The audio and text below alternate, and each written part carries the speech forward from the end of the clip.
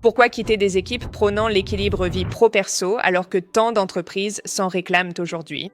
Flexibles, encourageant les congés, parfois illimités, ces entreprises perdent pourtant leurs meilleurs talents. Des employés quittent des équipes offrant un bon équilibre vie pro-perso. La question n'est pas « priorisons-nous l'équilibre vie pro-vie privée ?» mais plutôt « pourquoi cet équilibre s'effondre-t-il encore dans des équipes qui essaient généralement de bien faire les choses? Et pourquoi cela est-il si déroutant pour les dirigeants ?» Ce problème est extrêmement frustrant parce qu'il semble tellement injuste. Beaucoup de dirigeants pensent « nous ne sommes pas toxiques, nous ne surmenons pas les gens intentionnellement, nous leur disons de prendre des congés. » Mais malgré tout, leurs meilleurs éléments finissent par s'épuiser et quitter ces équipes.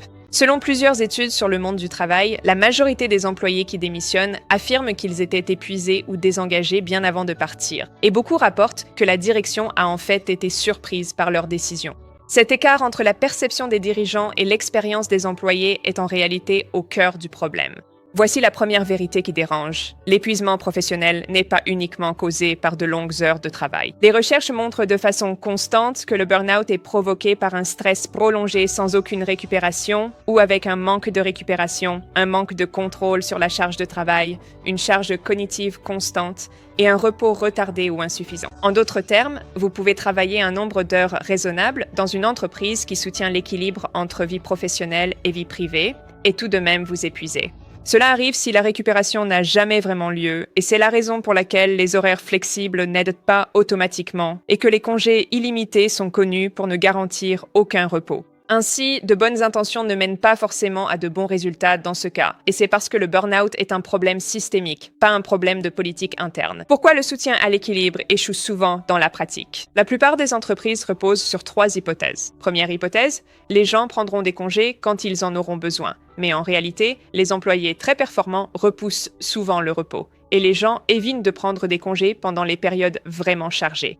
Beaucoup attendent que l'épuisement les force à faire une pause. Les études sur les congés illimités montrent à plusieurs reprises que les employés prennent souvent moins de congés lorsqu'il n'existe pas de normes claires sur la quantité de temps à prendre. La deuxième hypothèse est que les managers remarqueront quand quelqu'un a des difficultés, mais en réalité, l'épuisement professionnel ne se manifeste que rarement de façon spectaculaire au début. La performance reste souvent très élevée, même lorsque l'énergie commence déjà à décliner, et le désengagement vis-à-vis de son travail et de son équipe est souvent silencieux et pas du tout bruyant. Donc, au moment où votre performance chute, les dégâts sont déjà faits. La troisième hypothèse est que notre culture encourage l'équilibre. Ainsi, une culture sans structure dépend en réalité entièrement des individus pour prendre les meilleures décisions, et nous savons que les humains se comportent différemment sous pression et que nous n'agissons pas toujours dans notre propre intérêt, surtout lorsqu'il s'agit de détecter les premiers signes d'épuisement professionnel.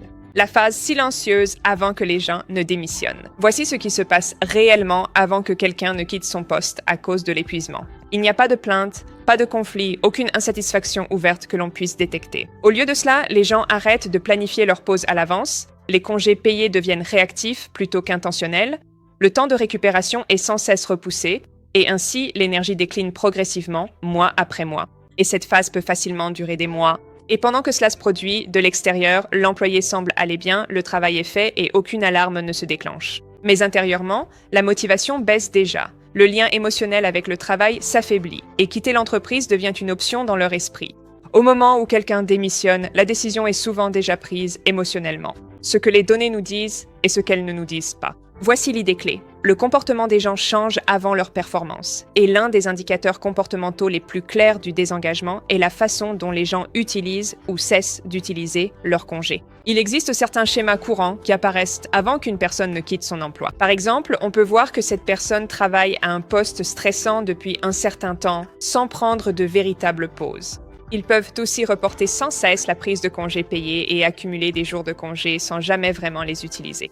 Ou bien ils ne prennent des congés qu'après des périodes extrêmement chargées et stressantes, alors qu'il est peut-être déjà trop tard pour éviter l'épuisement. Beaucoup d'entreprises collectent déjà ces données pour suivre les congés, mais ignorent ce signal de rétention ou signe de burn-out. Voici des solutions de rétention et leurs limites. Soyons justes, les entreprises essaient réellement de prévenir le burn-out dans leurs équipes, car il est très coûteux de ne pas le faire. Ce que les équipes mettent souvent en place, ce sont des budgets bien-être, des journées de santé mentale, des enquêtes d'engagement, des formations pour les managers et de meilleurs avantages. Et tout cela aide, mais ces solutions partagent une faiblesse. Elles sont toutes indirectes et il reste beaucoup de pression sur l'employé pour qu'il remarque lui-même quand il est à risque de burn-out. Et soyons honnêtes, si c'est la première fois que cela vous arrive, vous ne le voyez pas vraiment venir avant qu'il ne soit trop tard et la récupération peut prendre des années. Donc, ces mesures bien intentionnées ne révèlent pas vraiment qui s'épuise en silence, quand la récupération est repoussée trop longtemps et où le risque de burn-out s'accumule au fil du temps. Ces méthodes bien intentionnées interviennent souvent après que le désengagement a déjà commencé. Mais c'est là que les systèmes font la différence. C'est là que les outils opérationnels entrent en jeu. Non pas pour remplacer les humains, mais pour les soutenir. Chez Vacation Tracker, nous lançons une nouvelle série de fonctionnalités de performance qui utilisent les données de congés déjà collectées pour identifier des schémas de burn-out. Nous ne faisons pas que détecter le risque, nous montrons aussi à chaque employé son propre score d'énergie individuel. De nouvelles fonctionnalités arrivent bientôt. Avec Recharge, nous pouvons révéler des tendances personnalisées à long terme via les données de congés payés, soulignant des schémas souvent invisibles pour l'humain.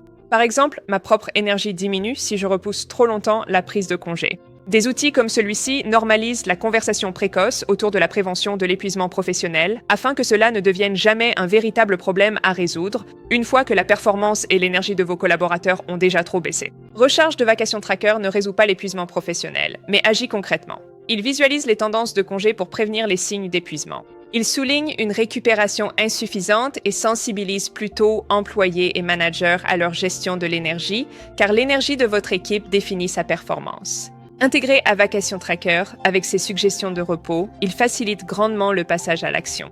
Si vous voyez que votre score d'énergie baisse, vous pouvez reconnaître le risque d'épuisement professionnel et demander un congé immédiatement sans quitter l'application. En conclusion, les gens ne démissionnent pas parce que les entreprises se moquent de leur épuisement. Ils partent car l'épuisement survient même dans les entreprises bienveillantes, car identifier quand l'énergie décline est resté invisible.